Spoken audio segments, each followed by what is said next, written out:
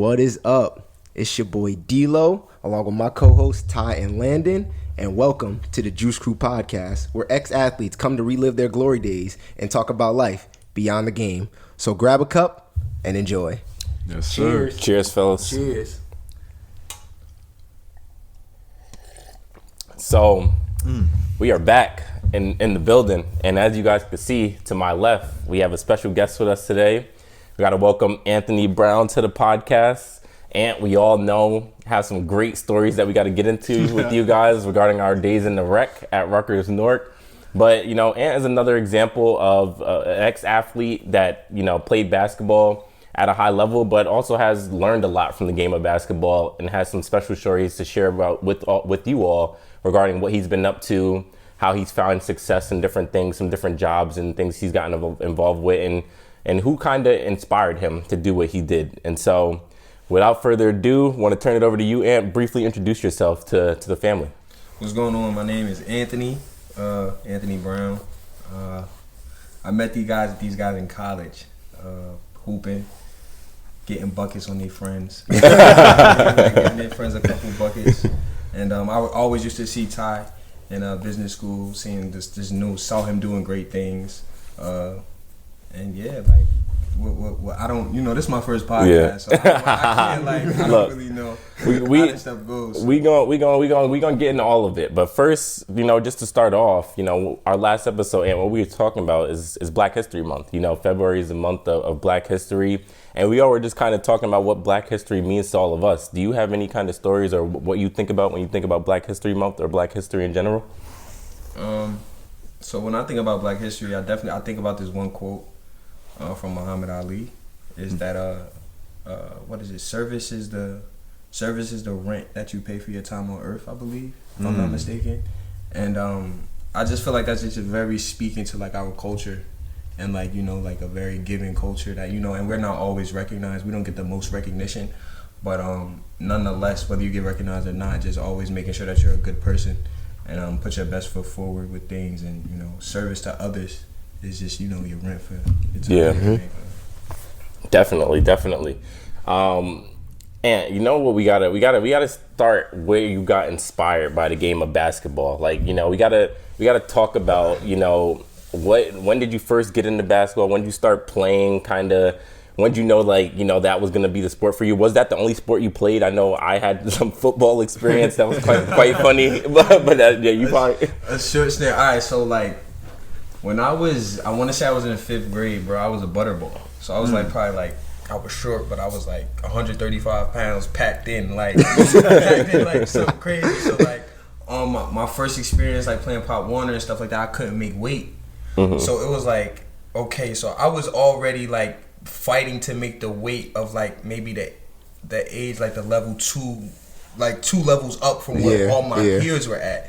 So it was like, I didn't make that. I was gonna have to go to midgets. So it was like midgets, junior midgets, I think like Pee-wee, junior Pee-wee.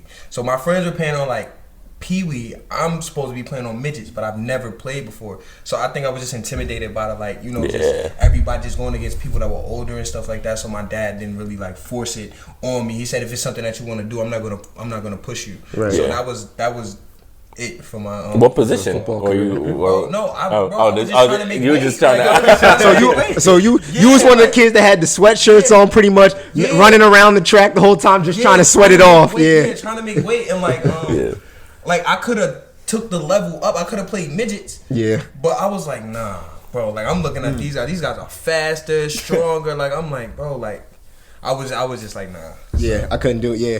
So you speak on a little bit of football there, and we know you played a little bit of basketball in your high school career. What was the defining factor, or how did you really start to get into sports? Was it something that influenced you? Was it something that you saw on TV? You know, what made you want to kind of really start to dive into sports? All right, so like I grew up in a barbershop. So you just know the culture of the barbershop is just like, you hear everything, you see everything, and like my dad, like, I'm a Cowboys fan, honestly. So like I see why I got this on today, by the way, guys. We're gonna get into that a little later, but I got that from my pop. So like, just sports, and he was a huge AI fan. So like, he was a 76ers fan, so like my first favorite player was AI until I like sort of broke away. But I'd say like the defining moment in which I really started playing basketball was in high school, and I didn't really start taking it like I had played in elementary. I played on the team just because it was my favorite sport, but in terms of like actually taking it seriously, I didn't take it seriously until I got to high school, and it was because of my friend. Man, his name is Elijah Brown. Like, and he was tough. Like, he was tough. You know what I'm saying? We like pretty much like he was the one at the school I went to. I went to university. It was sort of like you were an athlete, and then you were just yeah. Like it was just you're an athlete or you just Like me, I came in like I didn't really had the status of an athlete or anything like that. I was just intelligent. I was just smart. So you know. What he lacked, I was good at. What I lacked, he was good at, for better terms. So like he was the one who really like taught me like, yo, bro, like you can. This is how you work out. Like this is how you get better. Like this is what you look at to, you know what I'm saying, getting your, like to add this in your game. And then I went to a workout in the summertime, and I played well. Like I had played well, like just from working out with him a little bit. And I went to one of the high school workouts with the team, and I played well. I shot the ball well. I handled it a little pretty well, and then like from there it sort of stuck, you know what I mean? And can you just elaborate a little bit on that like rewarding sensation? Because I feel like, you know, work ethic is one thing that we kind of really harp on this podcast. We've talked about it in past episodes, and I know personally for me, you know, like when I was in 8th grade and I started really taking basketball serious and started training, and I saw myself getting better, how rewarding it was, because you started reaping the benefits when you're playing games. Ty, I know you could speak a little bit on it for yourself with the snowboarding thing that you picked up too. You know, once you start to pick up on stuff, I heard snowboarding is hard. It's hard as hell. Like you can talk, go ahead, you can speak on it yourself too, but you know, once you start working at something, once you set your mind off to something, and then you see progression, you kind of become addicted to that process. You know what I mean? Like, it's crazy. Yeah, snowboarding, I mean, I just got into it last winter, and now I'm like going down blues, black diamonds and stuff, and like just trying new tricks and stuff. I love snowboarding because it reminds me of basketball. There's always something to learn, something to build on. Like, there's just so much ways to grow. And so I love like the work and the grind part of the game. And as much as I used to hate it, because y'all don't know this, but back in the summer, I was working out probably from like 4th grade basketball, like Stephen Bush and like his dad. And he actually is on the Lakers staff right now because he had a connection to Byron Scott. But I used to work out with them. We used to go to Weequahic Park, run that whole track, the lake, 2.5 miles, then go to the Newark Y, lift, and then do like a 2-hour basketball workout. Like, so he'd pick us up at like 7:30 in the morning. I ain't getting home till like noon, like just putting work in. So like that grind part is like, I like owe so much to that. It's like some days are tougher than others. I had a few arguments back and forth, like just waking up early, woke up on the wrong side of the bed, but I love it. Yeah. Like, you can definitely, like, when you talk about the difference in a lot of people probably could tell I started playing ball seriously. I started taking it seriously in high school. Yeah, I can tell that he started taking the game seriously at a very young age. Like when you're in the open gym, like open rec, you can just tell the level of basketball IQ and like how long they've been doing it. Yeah, how long, like just more comfortable with his body and what he can do, what he can't do. Like, you know what I mean? So he definitely. So how did that breakthrough really feel for you, Antho? You know, you talked about, you know, you started working out with Elijah a little bit, and then you started to see like, hey, like, you know, this is starting to translate here. Like, what did that kind of feel like? Speak a little bit about that. So, let's see. It was sort of like I know the exact game that it actually happened too. Like, and it was crazy because like this is how much like I had begun to love the game so much that there was this rule at my school, right? So it was like if you're a junior, you can't play JV. Like you can't play JV as a junior. I just wanted to play.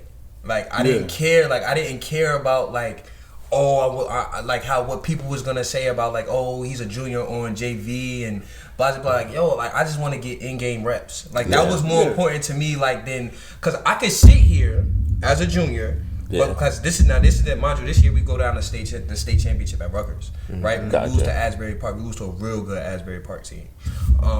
So I'm like, I know I'm not gonna play. We got like 4 or 5 seniors on the team. We got like 3 juniors playing, and then we got 2 good sophomores that are playing JV in that. So I'm like, listen, it's a numbers game. I understand. Like I'm the smart guy on the team. So like, I'm like, yo, like I will humbly take one of them JV jerseys. Yeah. So what happened was it was a game against Eastside, and we were losing by like 25, bro. In the fourth quarter, we was getting punched, and I hit 5 threes in a matter of probably like 4 minutes. I had like 18 points in the fourth quarter.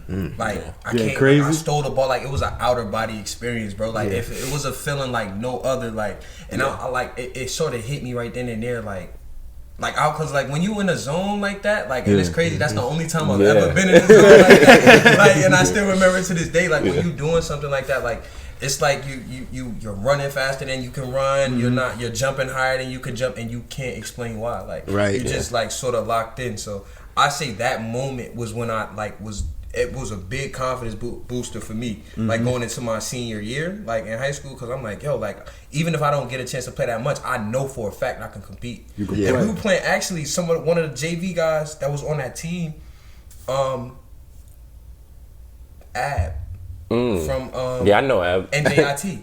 NJIT. Yeah, he was on that team. Wow. He was on that JV team. So it was like for me, like I didn't go play in Division I, but for me, I'm looking at it like, yo, like play with Division. I played against somebody, even at the lowest level of high school, like I was able to accomplish something. Yeah. So like that was very like big, you know what I mean? So you talk about this out of body experience kind of being almost like the turning point where you kind of see your hard work that you put in since freshman year with your boy, kind of like paying off to you. So explain, just keep on explaining, like what did that do for you going on to the next year in your senior campaign? So my next year, like going into my next year, it just made me feel like I should be able to get some minutes.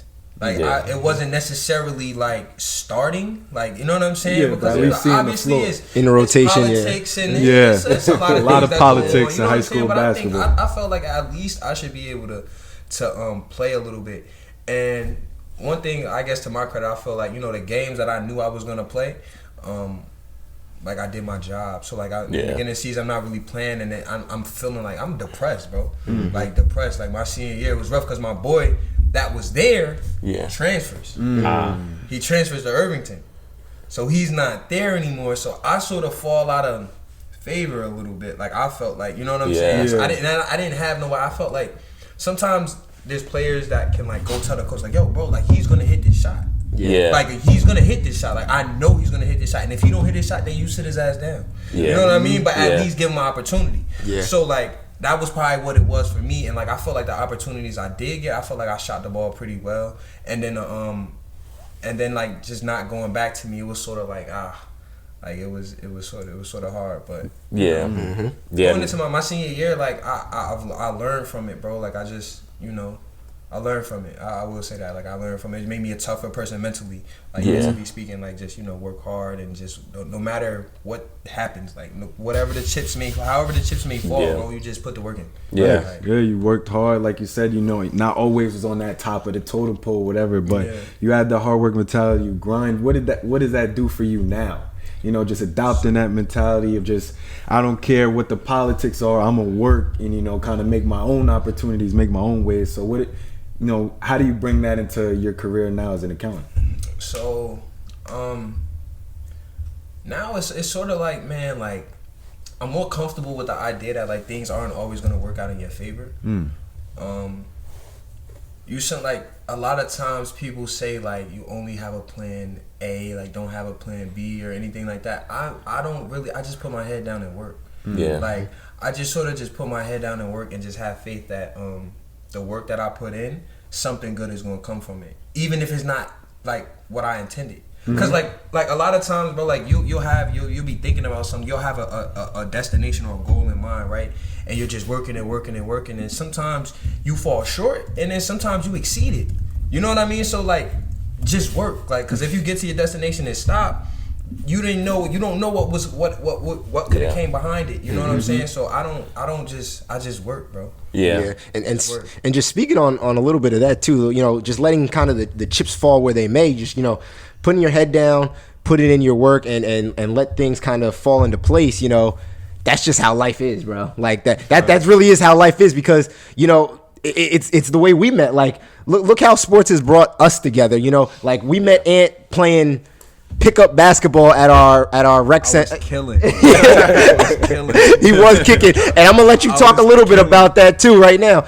Talk a little bit about some of those times, some of those rec competitions that we had, because it was war days. I'm telling you, we went in there, put our hard hats on every day, and we was hooping hard. Talk about some of the wars. They were doing a press, bro. Like Taco Tuesday. They were like, so this is how I knew that like these guys are like actually good. Like, so I knew Landon had played on a basketball team. And I had seen you guys play on the team like your freshman year. Yeah, I played. So I saw you play. D-Lo was just athletic, like very, very. I was in the rec from day one because I already had quit the team. So me and Tommy went straight to the rec and was like looking for comp that first year. Yeah. So when you guys weren't playing anymore, like, and it's like the talent level in the rec is like. Hit or miss. We'll call it that. Hit or miss. It varies. Let's just say it varies. On a good day, it's about a 7. Yeah. 7. On a bad day, it's bad. It's bad. Like you might as well go do some cone drills, bro. So like sometimes they'll come in like on a good day or a bad day and just like press guards, like the whole like you trying to. Throw the ball, Landon is at the top with the length. Like D-Lo is running the back. Like you get no long passes. So like they're just press and get some dunks. Like they were like Landon probably the only person in the rec that was consistently dunking. He was out there striking fear in those dudes' hearts because Landon out here catching steals, 2-hand bang out, and I'm in the back screaming, "Hey!" Like people scared to dribble, and like me, like the way I like my guard, like so my high school coach. Yeah. He actually gave he graduated from FDU and he had 40. I think he had like 47 points in the tournament. His name was Elijah Allen. Elijah Allen, FDU, and he was just big on like the Timmy, like behind the back, hard behind the back, like change of speeds, go one way, drop on a dime. So like when I'm in the gym and I see y'all pressing people and people like scared to like dribble, I'm like, yo, what are y'all doing? Like, retreat dribble, cheese, like give me the cheese. So and that was one thing too. That's one thing I always noticed about your game, man, is you always had the ball on a string and you were never sped up. Like you always played at your own pace. You never allowed anybody to speed you up, slow you down. Like Ant knew exactly how fast he wanted to go, where he wanted to get. He knew what spots he wanted to get to on the floor. So that's why we knew. But if Ant got the ball, you know he gonna bring it up. But everybody else, you gotta try to strike fear. You can see who is scared of the moments like that. Who don't want to dribble the ball. Remember, I know you guys remember this story when we had Sam at the rec that one day. You remember old Sam, older Sam? Bro, the one that only shoot the corner 3. Right? Yeah. I'm gonna let Elle tell the story because Elle do a good job of telling this. So so to Ant's point, like he always had that basketball on a string. So whenever we would go up against him, obviously it's 5-on-5. So we're like, okay, we might not be able to get Ant, but he's got 4 other guards with him that we can get. So we would try and just intimidate the other guards or whatever. So we came up with Taco. And Taco, for those who don't know, is, we see somebody kind of dribbling, say if they looking scared or whatever. The 2 closest people in that area, we just yell out Taco to scare somebody and just have them frantic, and we just rush them, trap them. People are rotating behind, and when you do, what were we doing Taco for like 3-4 years or something? So when you do Taco for that long, it just works. Like after a while, I just know where D-Lo is gonna be. I know how Ty is gonna rotate. It wasn't fair. So. Yeah, the story of Sam, man. So it was a Wednesday night, one of those lonely nights, man. And Sam's not the best ball handler in the world. So he's been a Taco victim, if you will. So when we see him, we're screaming Taco, Taco. Ty's coming to get him. I'm coming to get him. D's coming to get him. And this is a 2-2-1 press. So it was so crazy. Yeah. I've never seen somebody get broken from Taco. It was ridiculous. We would score. I will never forget this. We would score a basket, and Sam would get the ball out the net and take it out of bounds, and we would just start yelling Taco, Taco, Taco, and blitz him as he taking the ball out.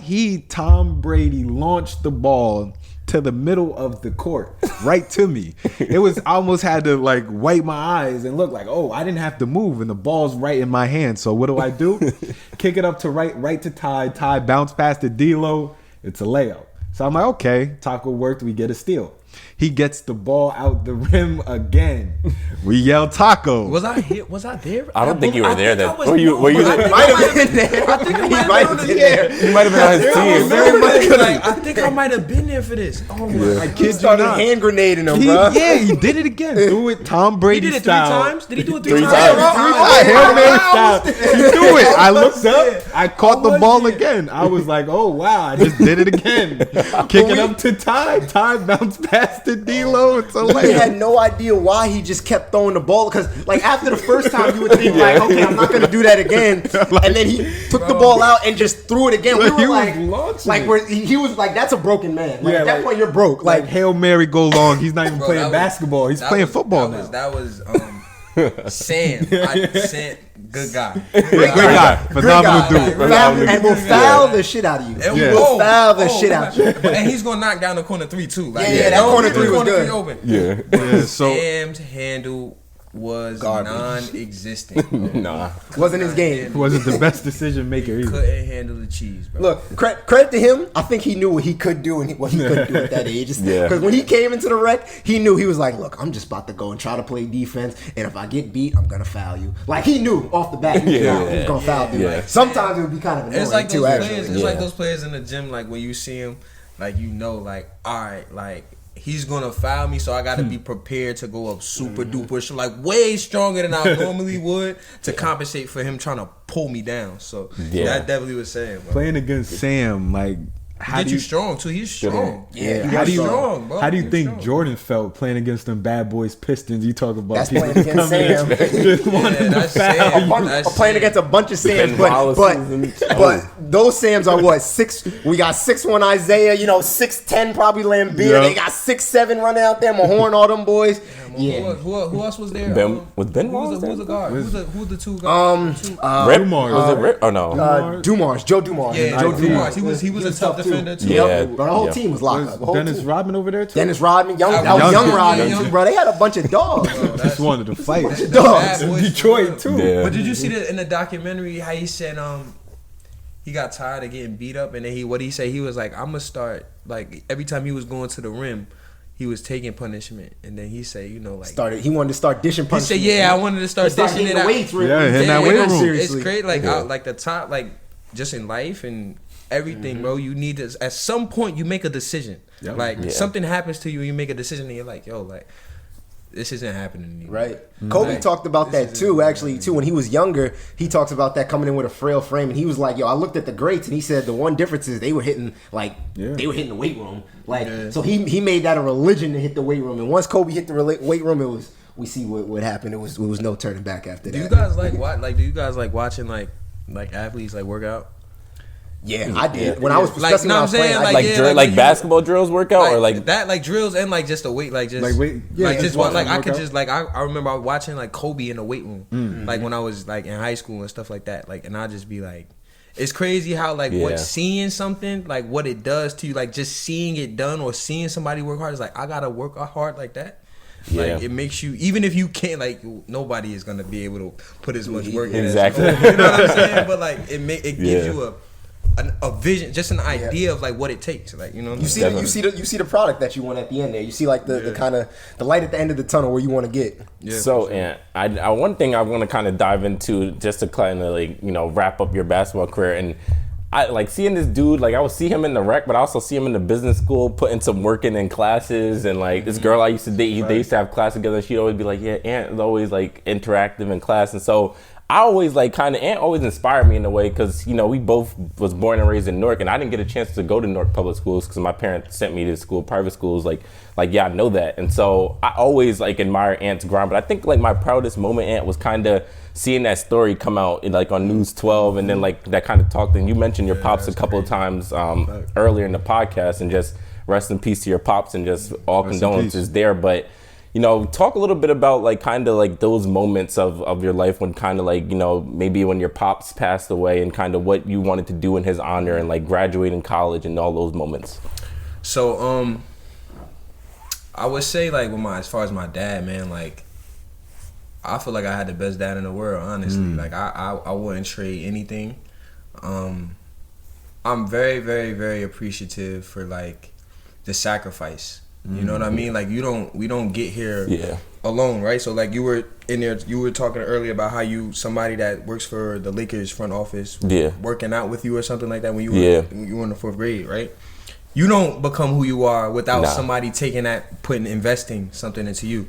So like my dad took a job working for Rutgers. Actually, at the time it was UMD&J, and this is before UMD&J and Rutgers actually merged. So when they merged, it just so happened to be like, yo, you be able to get free tuition. So I was like, that definitely like swayed my decision as far as like college, because I wouldn't have to pay as much. And unfortunately he passed. Man, like when he passed, it was hard. It was definitely hard, bro. Like it was a big adjustment, because you got to think I went from like being able to be on class, like be on campus, and tell my dad like, yo, I'm about to go to lunch, let's go grab this. You know what I mean? To now, like my dad passed away. At one time, I was told somebody in human resources that like they weren't even gonna continue to acknowledge the fact that I was getting free tuition. Wow. But that was somebody who didn't know what they were really didn't know. Like it was everything was new, so they were experiencing everything for the first time. But that wound up not being true. But you got to understand, like just hearing that, at 19, 20, so like I'm thinking like, yo, like how am I gonna finish school? How am I gonna like my world is upside down? So definitely graduating, like. And accomplishing that, and man, like honestly, like the Porsche, it was just a picture from my girlfriend. My girlfriend, she just got it for me. Like she had somebody draw it out and framed it and gave it to me as a gift. But it was the best gift I've ever gotten in my life. And I didn't know it was gonna go crazy like that on Twitter, bro. Like I had like at the time, I just had like 30, 40 people, because I didn't want to put it on Instagram, because I had like maybe like 1,000 followers on Instagram. So like, that's not a lot, but to me, I'm like, I don't want everybody to see this. And then like once I posted it on Twitter, like it just, I didn't know, I had no idea how quickly things could like I didn't know how like one retweet, if somebody with 10,000 followers retweets it, it's a chance that 10,000 people. So now my phone is ringing, like going off and off and off and off and off, and I'm like getting overwhelmed. Like I'm not gonna lie, like I'm like, yo, like I didn't expect or want any of this stuff to happen. So you know, it was a crazy experience.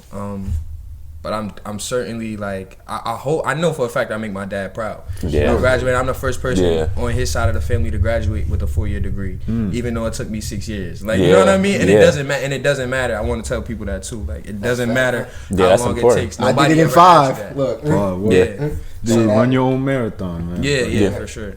But so just off that story, what was a beautiful quote that I got from was, you said, you know, just treating the janitor with the same respect as like the CEO. And that was just something that really, you know, just kind of just stuck with me, that, you know, a lot of people need to kind of adopt, is just treating people, even though they're not in like positions of power or quote unquote, if you will, you know, still treating them with that same humanity and respect and all that kind of stuff. So would you consider your pops as just as a hero to you? Somebody? Oh, for sure, definitely. Like selfless. Like he's selfless. Like he didn't like. That's not a grand job. Like you know what I mean. Like it wasn't. That's not something that everybody says. Oh yeah, I'm gonna just go ahead and be a janitor or a custodian or whatever the case may be. No, but I think like in terms of like just treating the janitor with the same respect that you treat a CEO. When you leave the job, as long as you have a family, you still got the same responsibilities. For sure. Yeah. You know what I'm saying? Like, a part of your job is fulfilling your responsibilities to your family. You know what I'm saying? So I do my best to, like, you know, make sure I clean up after myself. Like when I'm out in public, like especially when I'm out in public, you know, I make sure I speak to the janitors. Hey, how you doing? Like, you know what I'm saying? Hey, how you doing? What's going on? You having a good day? Like, just because I'm, you know, at some point in my life, I hope that I become a CEO or like a vice president in a C-suite of, you know, a corporate entity or business, whatever. But I came from a janitor. Right.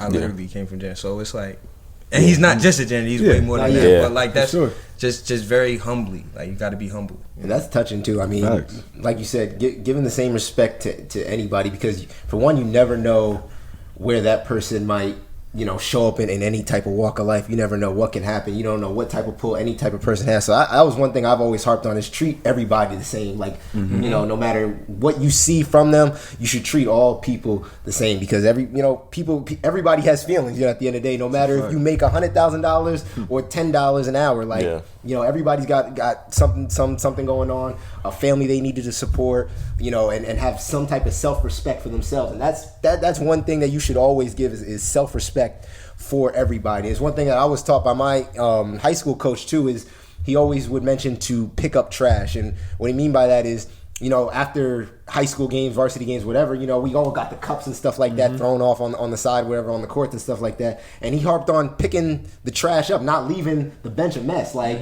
it's not someone's responsibility to pick up after you. Like, we got hands, like, we're more than capable of picking up the trash that we made right there. Yeah. Like, that doesn't take nothing. That all you have to do is just bend down and pick up your own trash. So that, I value what your message there a lot, and it speaks volume to the character that you made yourself today, and it definitely shows, man. It definitely shows. That's a fact. Can I ask you a quick question? Yo, have you ever noticed that, like, a lot of times, like, in gyms and stuff like that, the coolest people in the gym be the janitor? Yeah, 100%. Like, who's my favorite person in the Tone? Oh, yeah, Tone. Look, see? Tone. See? Tone, like, and he'll be watching us hoop. He'll be gassing us up on the side. Like, it's just like, yo, like, they're the most down-to-earth people. Like, how do you not love somebody that, like, you know what I'm saying, like, picks up after others for, like, exactly. How do you not, like, you can...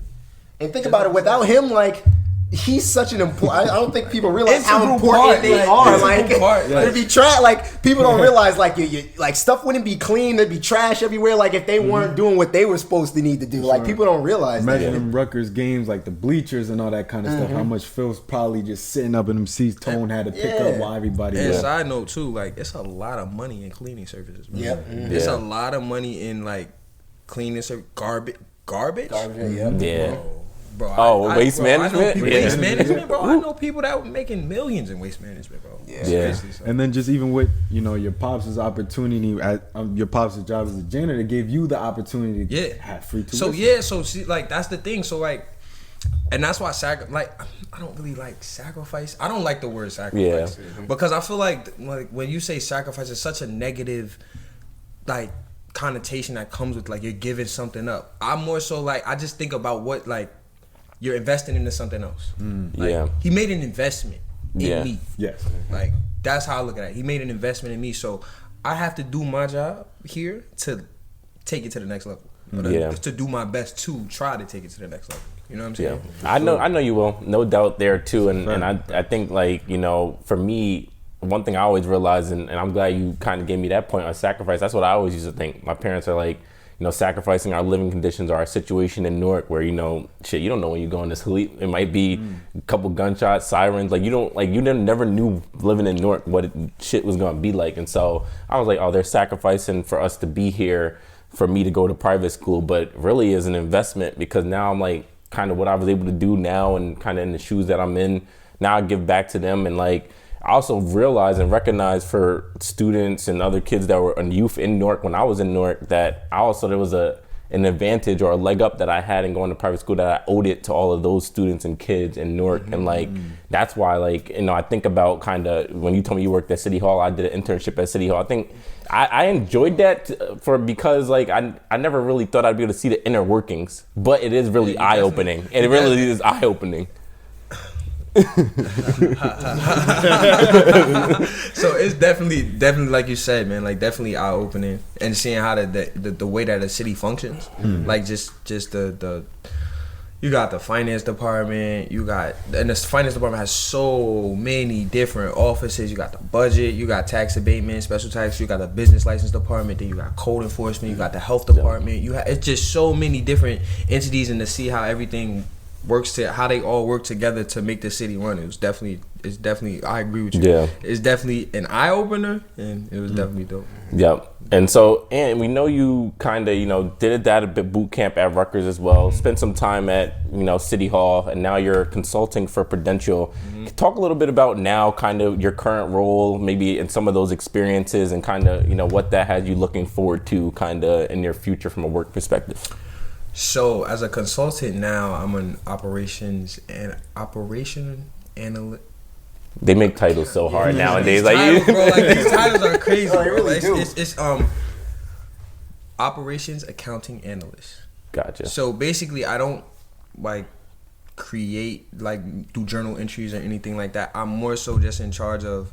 I'm on the Prudential's international insurance team as a consultant. Gotcha. So basically, they have like different entities in like Mexico, Brazil, all over the world, Japan. They got a bunch of things going on in Japan, bro. So basically, just how the money is transferred and reported in our books over here. So they have a reporting cycle, every quarter. Basically, every quarter there's a reporting cycle. So they have, just the way that the money, the Japanese yen is converted to the American dollar, the rate and everything like that. And then we have like we have a production environment and a prod-like environment. And just basically when in the Oracle system that they use, the information in production is transferred over into prod-like. Every quarter to make it so there's room for the new information to come basically.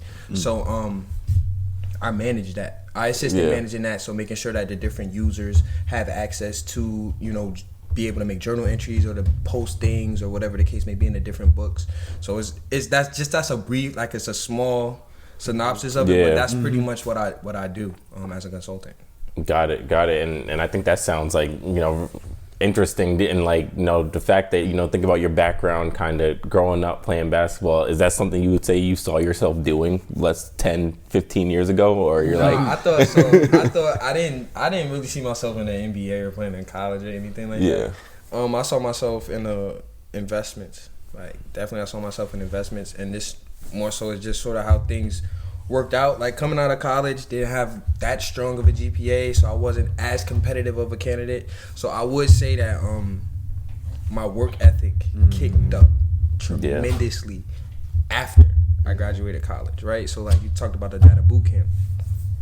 I'm sitting in City Hall, and it's a job, but it's a job, but it's not the job, right? Yeah. So I'm looking at different financial reporting, like capital markets, all this stuff. So I'm looking at Bloomberg Terminal that you have to get experience with. I'm looking at Python, SQL, Tableau, Java, JavaScript. No, I'm like, what in the world? Like, having never been ever introduced to any of this stuff. I'm like, what is this stuff? So I had to go to the boot camp and get some hands-on experience with it, and then that's what pushed me to be able to get the job that I have now. So, connect it back to sports, right? Because this is about the Juice podcast, right? Like, for sure. We all get to a point where we have to make a decision. Yep. Right? My decision was, I'm not doing this job here at City Hall anymore, and I'm going to do whatever I have to do to make myself more marketable on the market as an employee so I can sell myself and to get something better. And that's exactly what, when with an athlete like, I'm about to work out, Jordan, listen, I'm delivering punishment. That's sort of, I was taking punishment. As much as I was learning at City Hall, I was taking punishment. And I, right then and there, I said, listen, I'm done with this taking punishment. It's not going to last for that long. I'm going to get in this boot camp, get another job. And I actually quit. I actually resigned. I actually resigned from City Hall with no job. No job. Yeah. I didn't have any job. I didn't have a job. I didn't have any money saved up either, right? Because I wasn't making a lot of money, and I just went out. I just said, listen, something is gonna have to work. Yeah. Like I didn't put all this work in for any reason, and sometimes you get a little piece of money and it'll make you content, and they'll give you little benefits, and think like, oh, that this is gonna be enough to keep him, right? Like, and I saw that the ceiling wasn't high, but the lengths that you had to go through to get to the ceiling wasn't gonna happen for me. Yeah. So I say that's what I did. Nah, that's big. That's big right there, because I think about, we actually made a similar decision. I think yours is just on a way bigger scale. Like, I remember I interned at a company, got the return offer to come back the next year, but it was in something I knew I didn't want to do. Yeah. And so I was like, I wouldn't have another internship as a backup plan, but I'm like, I'm not going to take this offer. I'm going to put my head down. And that's kind of how I got to BlackRock now and did that internship. And look, I you said at no. BlackRock. Yeah, so like, yeah. You got to bet on yourself, man. Yeah. Like, because nobody's going to give you anything, and like you have to show people that you're worth. Like you have to show people that I'm this confident in myself and what I've done up until this point that I'm willing to quit. And like people in my family, like your friends, a lot of your friends, a lot of your family, they're not gonna understand it because sometimes they have the mentality like, yo, like you're doing money. so well, Yeah, like it's money, it's this, like. Not when rent is $2,000 a month. Like, no, bro, I need more. Yeah. Are there any tips and advice that you can give the youth right now watching this now that, you know, possibly in the same similar situation that you are, you know, coming up playing sports, or even if they're a big time athlete, but we all know how hard it is to make it into the professionals. There's only a very select handful of those. Are there any types of, you know, tips and advice you can give to the youth to kind of, you know, what they could look, or I should say, what realm or what vertical they can look in to get into if they were trying to get into a field like yours? Well, just to any athlete, I would say, use the sport that you're playing. Don't let the sport that you're playing use you. Yeah. Right. Be graceful with yourself, right? Like give yourself grace. Like we're here for a short amount of time, and a lot of times we get bogged down thinking about like, if I don't go here, then I did myself a disservice, or I'm not where I should be. Just stay with it. Enjoy the work, enjoy the process of it, because when you're not playing sports anymore and you actually have to get out and work and stuff like that, you're gonna miss it. You know what I mean? And I would say the most important thing I would say is to build good relationships, like while you're playing sports, because one of the things for me is like when I took for granted while being an athlete is like when I was playing sports in high school, I just met so many different people. Like just think like, okay, so if you have 2 to 3 games a week, right? Like 3 days out the week, you're probably meeting like, I mean, you play some teams twice, but like maybe like 10 to 12 times out the year, you're meeting like another group of 10 to 15 different men. Like, you know what I'm saying? That's 10, that's 150, right? Times 4, that's 600. 600 different men, like 600 young men or people that you can build relationships with, and those carry a long way. Like, hey, I played against him in high school. Yeah, let's give him a job. Like, he's a good person. He was, you know, he works hard. I would, or you can build relationships. So that's more important than anything else, bro. The relationships. And just to expand on that a little bit too, I think that's kind of the main message behind this podcast too, is just, you know, showing ex-athletes reinventing themselves. And to your point, you know, all those different athletes that we played against or played with, we're now having come on our podcast here, like, you know what I mean, and talk about their stories beyond the game and what they're doing outside of the sport. And some will come on and talk about, you know, if they're still currently pursuing the sport, if they're still trying to pursue it professionally, because that isn't still around for, you know, it doesn't happen to everyone, but there are some people that are, you know, blessed with the God-given talent to go do that. So hats off to them, but, you know, it's not, you don't have to limit yourself to just doing sports. So for sure. And then just to build on your point, like you said, you really don't, like, for especially young athletes around the world, it's not just music or just sports. Like, we're sitting here with a certified accountant, and you know what I'm saying, he started off just how you guys started off, and I'll give you a bucket. Exactly. I'll give you a bucket. Exactly. I'll give you a bucket. Like, I will give you a bucket, bro. I will give you a bucket. I will give you a bucket. Give you a 1, 2 I'll give you a bucket. But you know, so it's just like you said, just sports is not the only answer. You know, you can get into other avenues, and just you can use sports to get into other avenues. Like, if we did not play basketball, we would not be talking here on this podcast. And just building on our relationships and just utilize everything that game gives to you. It doesn't have to exploit you. You can exploit the game as well. So that's just one of the main messages why we want to talk on this podcast to you guys. Of course. And with that being said, you know, there's always some other stuff to talk about on the podcast regarding sports. But before we dive into some sports with Ant, you know, time to pay tribute to our first sponsor. This episode is sponsored and brought to you by By The Villa. The Villa is a sneaker, streetwear, and vintage clothing store brand located in Ridgewood, New Jersey. The Villa carries the most exclusive, sought-after sneakers and clothing on the market, from Jordans, Dunks, V-Lone, Essentials, and so much more. The Villa provides the hottest items at the best prices Whether you're from America or across the world, the Villa ships worldwide, giving people from all over the chance to get their hands on the most popular brands and fashion items. The Villa gets new inventory every day, so don't miss out. Follow them on Instagram at BuyTheVilla. That's BuyTheVilla, and check out their website at www.buythevilla.com and order from wherever you are in the world. The link will be in our description for you guys to go check them out. And Buy the Villa, great place. I see you got the Palm Angels hoodie on. He got the Yeezys on his feet. Chill, y'all can't see, but he got the Yeezys on his feet. Ooh, I'm blessed. I'm blowing this out the competition right now. I'm blessed. Yeah, you got it today, bro. No, I had to. No, y'all stop it. Y'all stop it. These two step. This one, them two. Yo, especially this one. Yeah, he stepped, bro.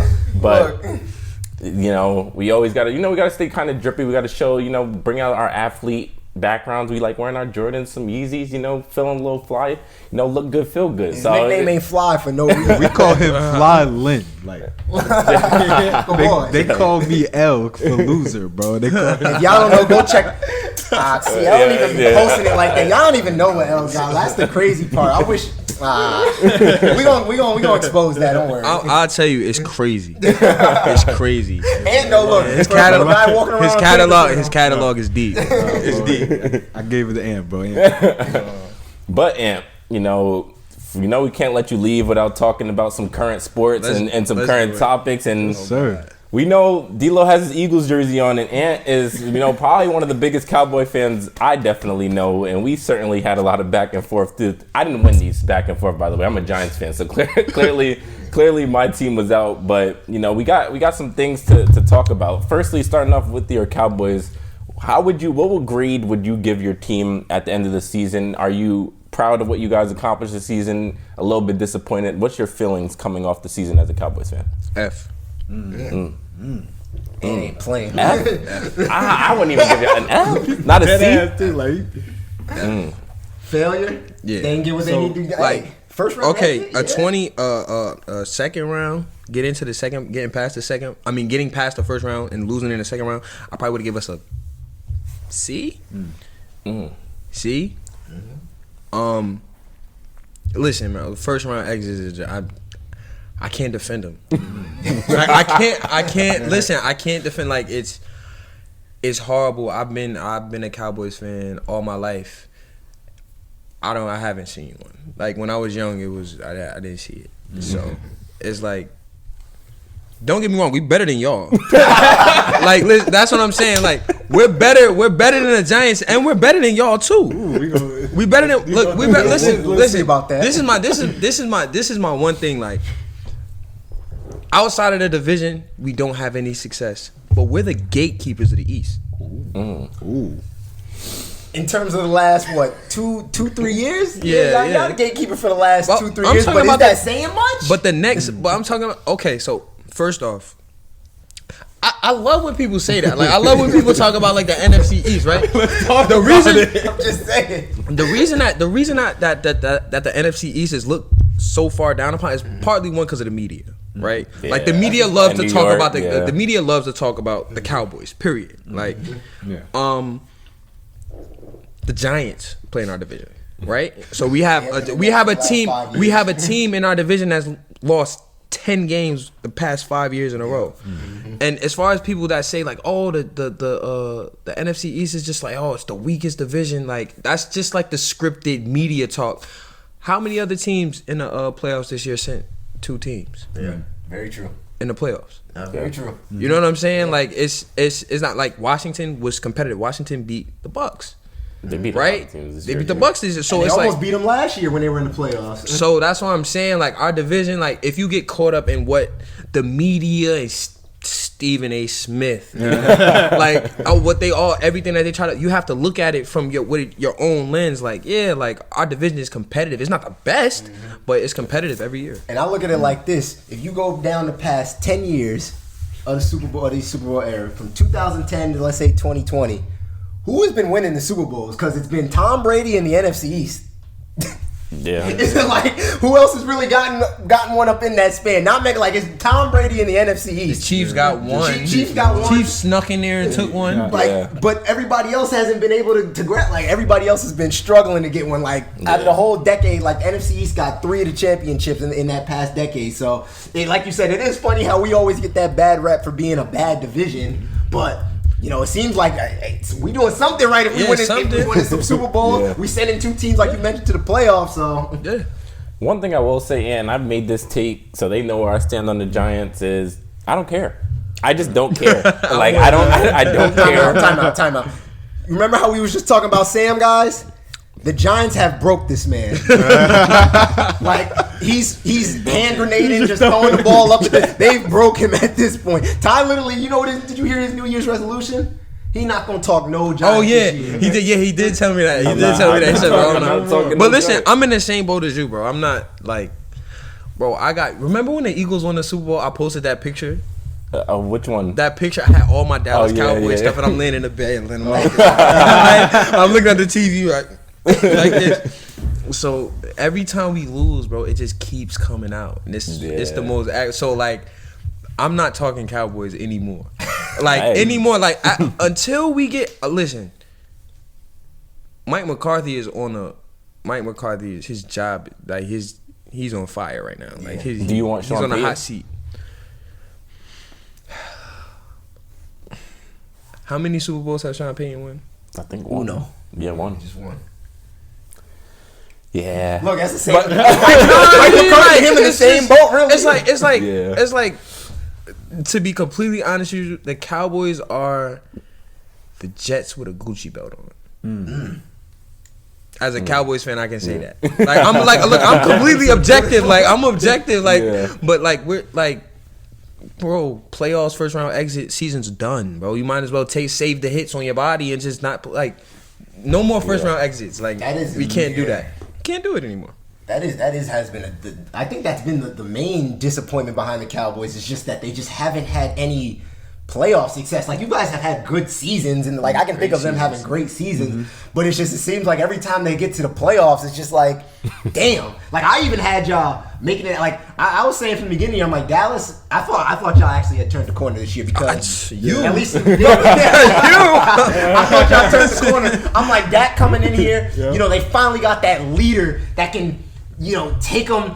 At least, maybe not to the bowl, but they're gonna win. They're gonna at least be out the first round. I was like, Dallas is making it out the first round. Me and Ty were having this argument between Dallas and the Rams. Actually, I was taking the Cowboys over the Rams. I was leaning. Yeah, whatever. I was leaning Dallas. We never got to see the matchup. I was hoping we got to see those two clubs clash, but so I thought we turned. Man, I thought we won the Super Bowl.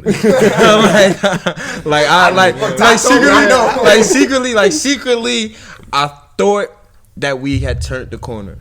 After we beat Washington, we blew Washington out. Oh man, I was going crazy, bro, and it just.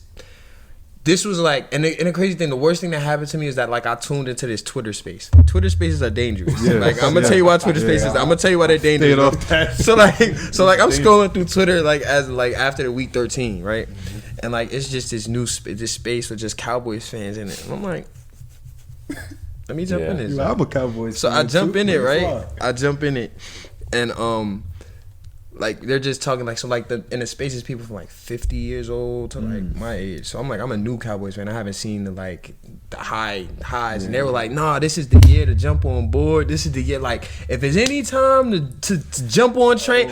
And I had been relatively quiet. Like we had a win streak, and I was talking, but I wasn't talking big picture. Like I was like I've been here before. Yeah. Man, they gassed me up. I text Ty, I'm like, man, Super Bowl, Super Bowl, bro. And he's like, man, it might end with a first round exit. Lo and behold, what happened, bro? Horrible, bro. Honestly, one thing I will say in the Cowboys' defense, they did get unlucky with that scheduling. That was the one team that nobody wanted. They took A-Rod out too. Like nobody wanted to see the Niners like that. I feel like, and not because of Jimmy Garoppolo. That's the funny thing. But the Niners, man, like.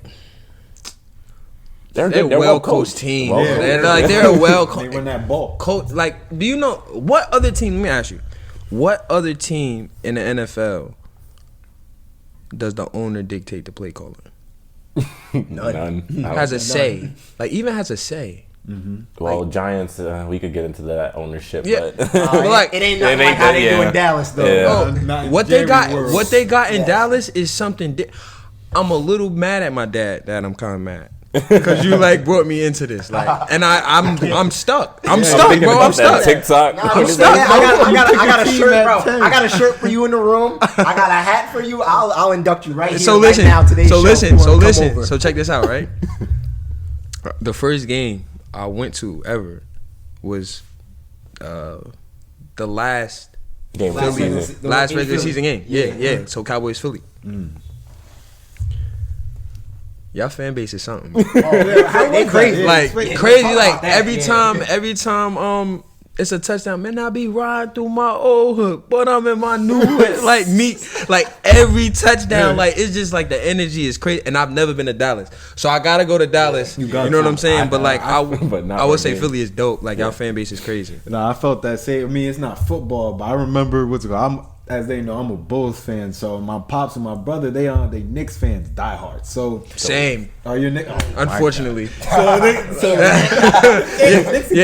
it's hard, bro. That's what I'm saying, bro. That's why I was so aggressive when we played basketball, bro. Now you understand. Like I was upset. Like it's depressing, bro. But I'm standing firm. Like yeah, working through some things on the court. But Yeah. what's it called? So we went to the Garden. And obviously I had we sucked this. I don't even think we had Zach yet. Or we just got him. Maybe he was hurt. Whatever. So I pull up to the Garden. I got my Red Bulls hoodie on. I'm thinking it's gonna be sweet. I'm gonna enjoy the game, bro. And I tell you, in that Garden, bro, I was getting bullied, hounded. Like, yo, take that shit the fuck off. Like, Yeah. screaming at me. But Yeah. we still won. And I have a video like standing up. I was the only person in that arena standing up. Everybody sitting down, mad as hell, standing up, screaming. People telling me shut the fuck up. how did you wind up being the only? Like, you know what I'm saying? Like, Yeah. you're the contrary. Well, tell me your football team. That'll help too, maybe. I'm a Colts fan because Peyton Manning. Yeah, it started with Peyton and Marvin Harrison. 'Cause Marvin Harrison, when I started watching, it was like 09, 2010. So that's when we started like 9-0. And I was like, oh shit, I think I like those guys. Because they're good. Yeah, Great so team to follow. The thing that sucks is like when you pick a team in like what 7, 8 Yeah, years old. right, and you have to stay. And you're Gotta fucking stay with 'em, stuck. Like you're yeah, stuck. because if you move, you're gonna be Yep. it's not gonna be legit. Like you're gonna be fooled, bro. So with the Bulls, it was kind of like the same situation. LeBron left Cleveland, and at the time I was a big Cavs like Bron fan the first time because growing up I watching Bron slam dunk free throw line. I'm like, yeah, I like this guy. So whatever. So he went to Miami, and this was like high school, so everybody was going to Miami with him with the Heatles. Everybody jumping ship. I was like, damn, I can't really do that because if you jump shit on the Heatles, like, bro, they was flaming you in the hallways. So I was like, all right, I can't go with The Bron. Heatles. Yeah, the It took me a Heatles. minute to like. I'm like the Heatles. I got That's it. 2011 day, like That's when I became a Knicks fan. yeah. So I saw Derrick Rose. This is before he got hurt the first time. So same thing. Being a young Bull, decided to stick with them. As soon as I joined the Bulls, like a year after, bro, the whole situation with his knees and everything. So bro. you Drake. Yeah, You bro. Drake. You like the Bad Kurt. luck, Like you you say? bad luck. Hey, I'll talk some Bulls now. We lit now. Oh yeah, no, y'all lit now. Yeah, Y'all lit now. but you feel me? I had some long days on that bus, bro. Just hearing all them ACL jokes, bro. The first time, the second Hey. time, the third time, bro. Just Look, we all got to go through some Damn. way because when I first became an Eagles fan, it was in the Donovan McNabb era when they went to the Super Bowl the first time against the Patriots. So we all know they didn't have any broken Super leg. Bowl. Yeah, with T.O. broken leg, all Yeah, that. T.O. broken leg. And Donovan throwing 3 interceptions in that championship game. Duh.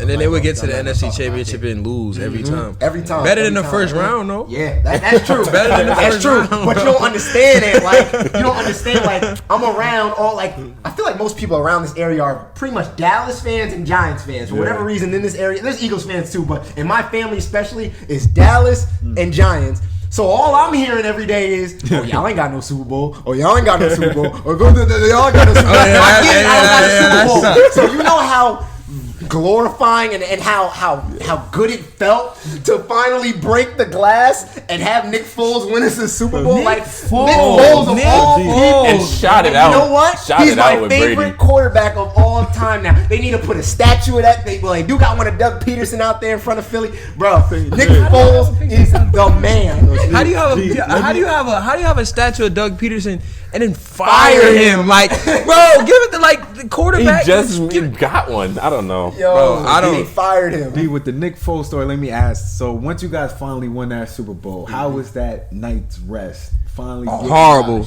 Oh, I'm my fault. You're not talking to me. Horrible. I tell you what, I was with a bunch of Giants fans, and I was just so happy at that moment. Like, I was telling them all to fuck off. Like, y'all can't speak to me no more. Like, don't tell me anymore that the Eagles don't got a bowl. Because we defending champs right now. Lano, if you're watching this, he gave me the same speech when they finally my brother too. Even though he's got to be the fakest out of the three of y'all, though. This guy was a Patriots fan. Then he followed Randy Moss to the Vikings apparently for like a little bit, and then then he came to the Eagles because it was shady. I think I don't even really know his story anymore. My dad tells me, he's like, you can't even go to a Philly game. He said they'll throw you out. He said you can't root with them. Fraud. He's fraudulent. But hey, look. You a diehard, and I respect the hustle and sticking with your teams because you know why? When the Knicks or the Cowboys, when that day, hopefully, in your lifespan finally comes, because there are a lot of people who have lived a long time and still ain't seen a Knicks one. That sun like ain't shine. Knicks is the 70s. Bro. 70s. Yo, if they get one, I hasn't even swear, been close. if they get a chip, you got my word. New York City, something blowing up in that city, bro. If they get a chip, the Knicks get a chip, bro. I'm at the parade. I'm not going to work the next day. I'm not going to day the parade. I'm not going. Not going. It's gonna be like a 2-month parade. It might be bigger than the Christmas Bro, game. it's gonna be crazy, like bro. Summer, bro. Like I went to the Christmas game, right? When Obi did the and I had my phone out. I missed it.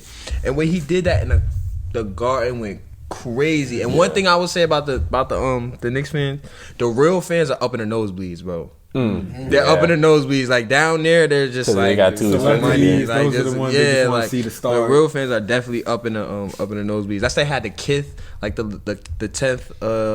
10 year anniversary, the Kith collaboration that changed the color of the courts and stuff like that. It was dope, bro. That seems dope. One thing I will say is, as a Nets fan, our fan base is not Nets? that. You're a Nets fan? Here's my. I went to a Nets game too this year. It was the Barclays is tough. It's very nice. It's very nice. It's but very nice.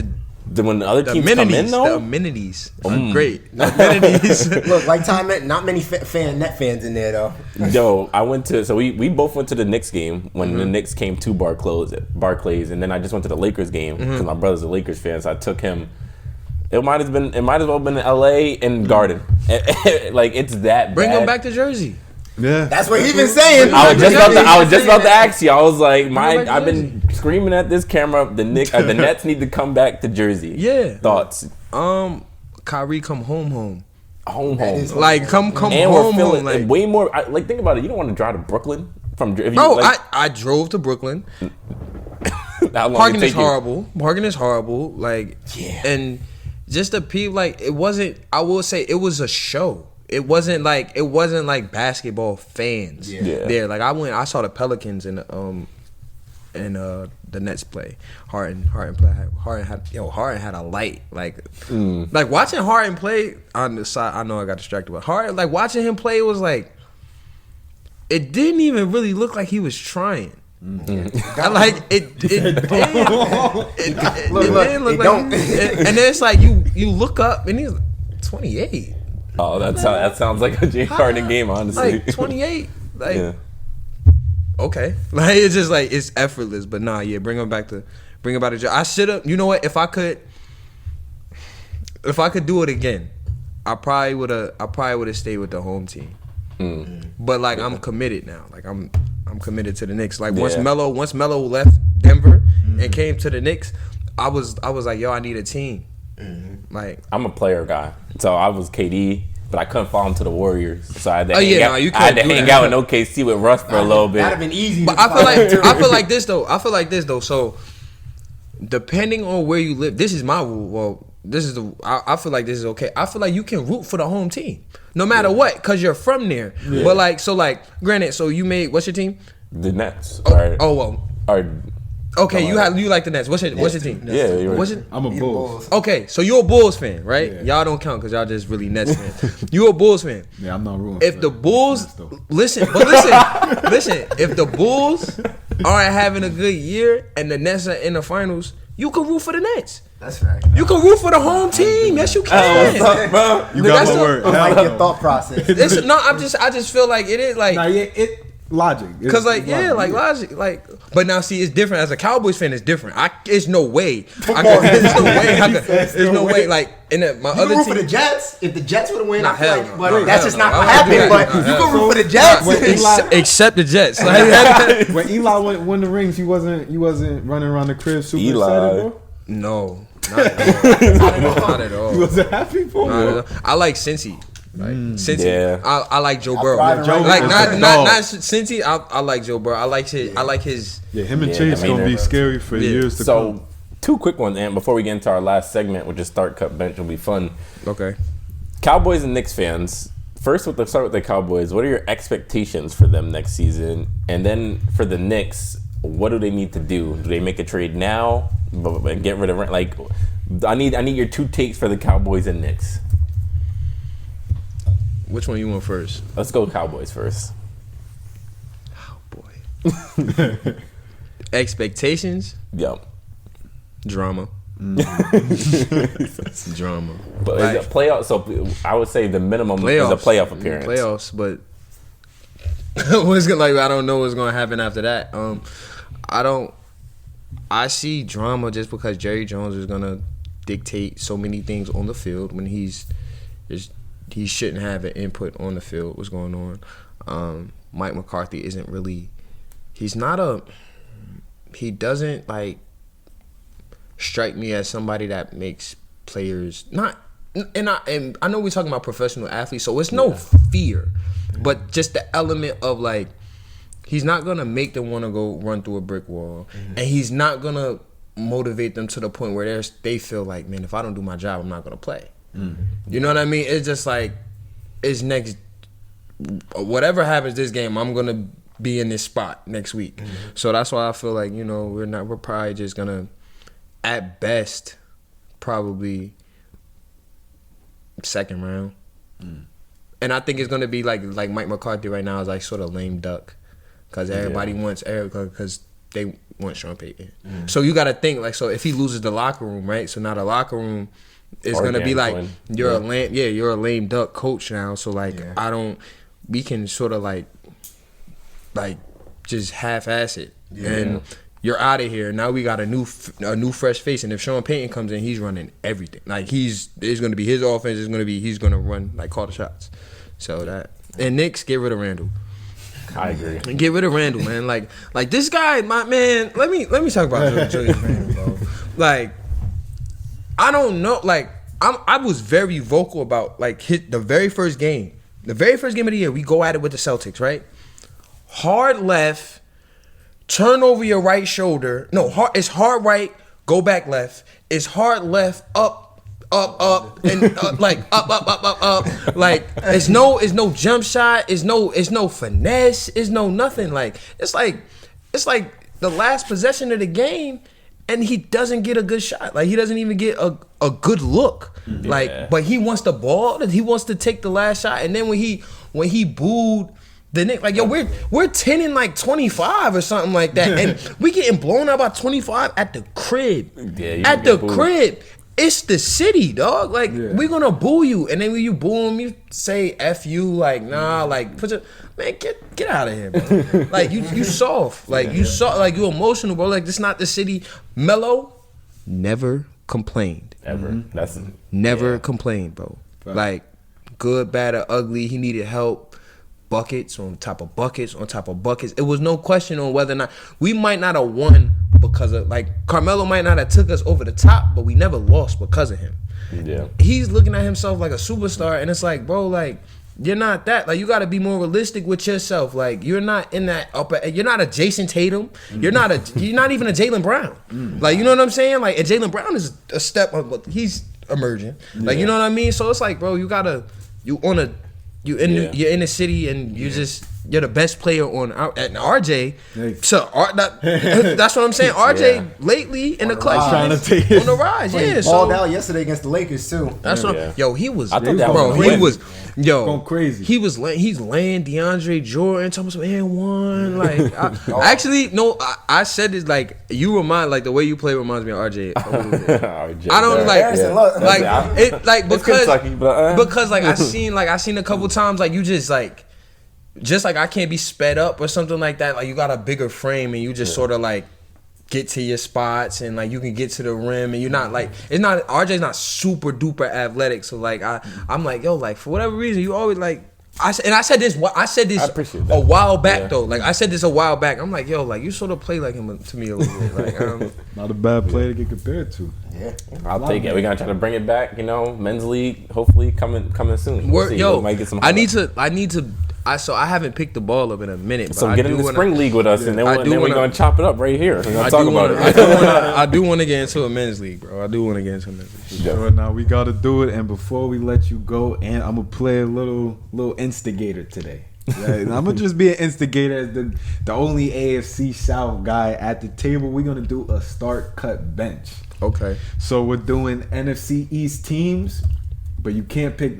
Obviously, you can't start your own team. So we're trying to see who do you hate the most. Who do you Oh. So we have the Washington Commanders. Commandos. Yeah. The commies. The commies. We're gonna talk about that another day. Yo, I saw a post. It was like, you went from the Redskins to the people that oppressed them took over. Yeah, that took them over or something. I'm like, it's very true. It's Dan Snyder. We're And talking they got- about. Dan Snyder. They got the red towels, so they're calling them comrades. now. So it's Calm. Yeah, comrades. Comrades. It doesn't look good. It's funny before we hop on, but they said it's crazy how you can have. They go from the Washington football team, and that was still a better name than the Commanders. Yeah, like Washington football team actually started to grow on me. Yeah, I was getting used to the football team. Yeah, Washington football team. Yeah. But so we have the Giants, the Commanders, Eagles, and Cowboys. So Cowboys out, right? Yeah, Cowboys gonna be out for you. It's different for Okay. the team. So I guess we'll start with you. Who you starting? So Commanders, Eagles, or the Giants? Man, Who I'm starting? who you starting? What is it based off? Is it based off like the better teams or like who I like the most or? We'll do. That's a good. We'll do who you like the most. Who do you, especially with the fan bases too. All right, so I'm gonna start the Eagles. Ooh, I'm gonna start the Okay. Eagles. Salute. I'm gonna start the Eagles.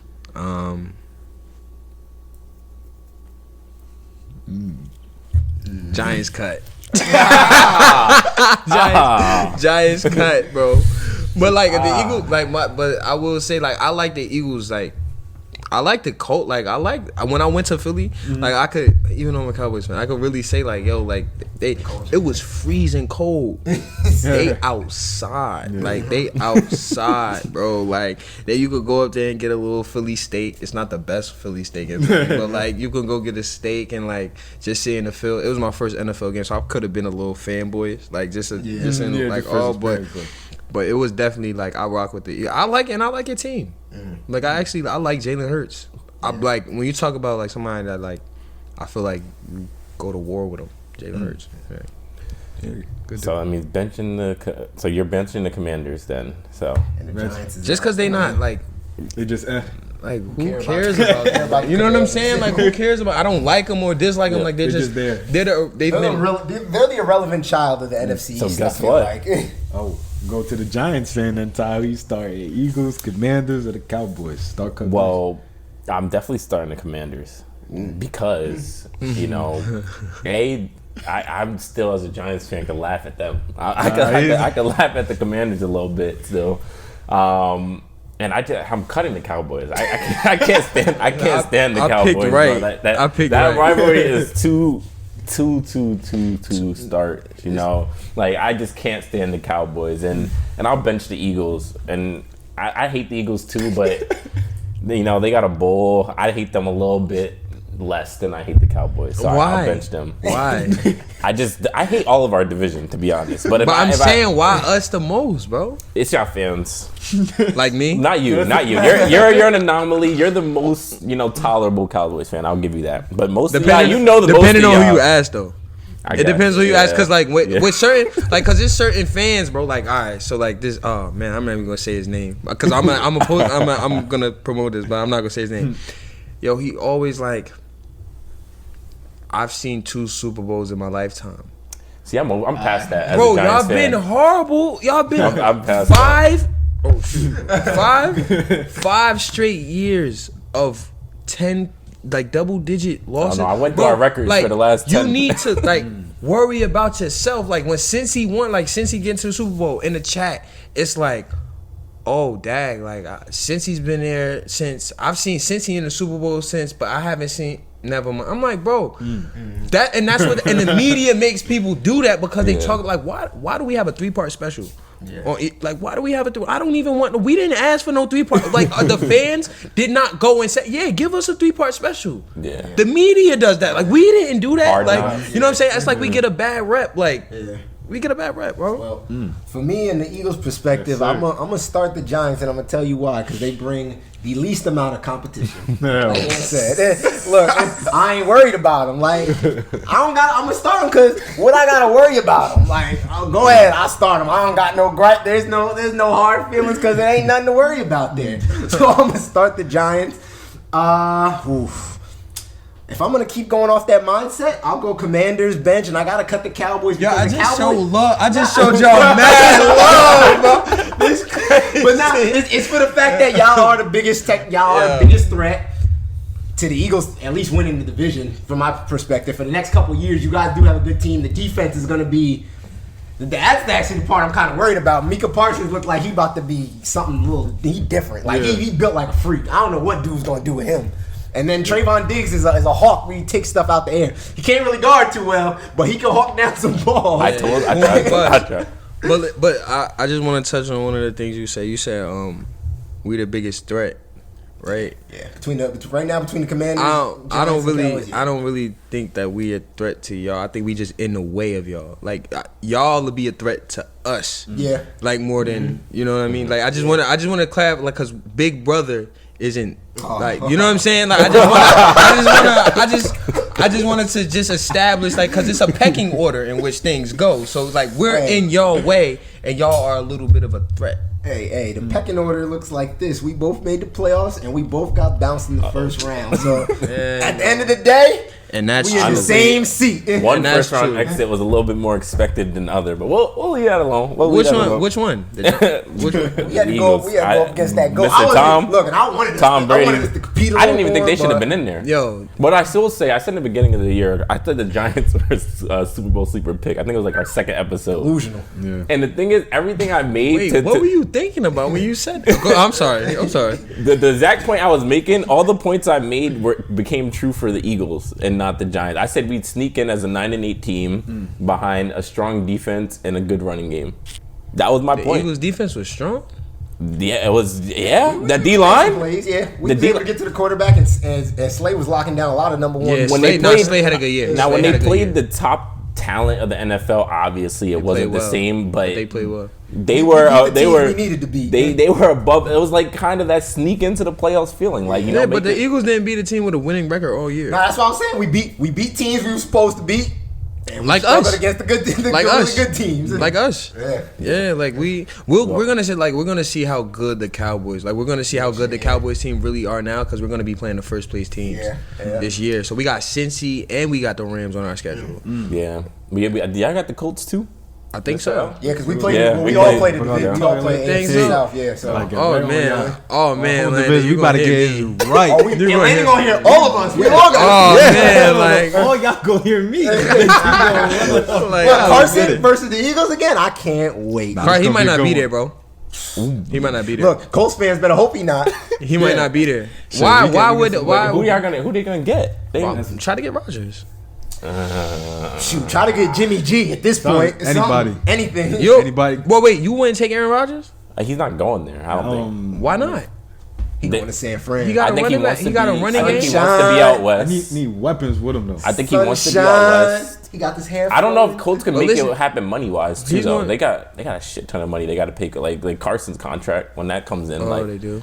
so, we'll see. What was I We'll gonna see. say? He wants to like he Yeah, play in we- a dome. Like it's a bunch of domes. I mean, Yeah. Tennessee gets cold, but they probably play them early in the year on the second time or first time, whatever the case may be. Well, Like they're into ain't Super Bowl nothing. contender, Nothing I'll is tell Green you that. Bay. Nothing is Green Bay in January. Yeah. You know what I'm saying? Like he can play in the cold. Nah, he's out of Green Bay. Yeah, he out. Oh, he's gone. He's gone. Yeah, out of there. But yeah, we gonna handle y'all boys when we see y'all. This has been a great episode Word. of the Juice Crew. Thank you for pulling up and just showing these young athletes there's other role models than the rappers and the hoopers, and just sharing your story about what Pops meant to you. And as you see, we just finished up a heated debate on NFC East teams we could probably go on all day long about, but just make sure to leave a like and subscribe to the page. And of course, this Juice Crew podcast where ex-athletes dive into and beyond the game. We will catch you on another cup. Peace. Peace. Peace.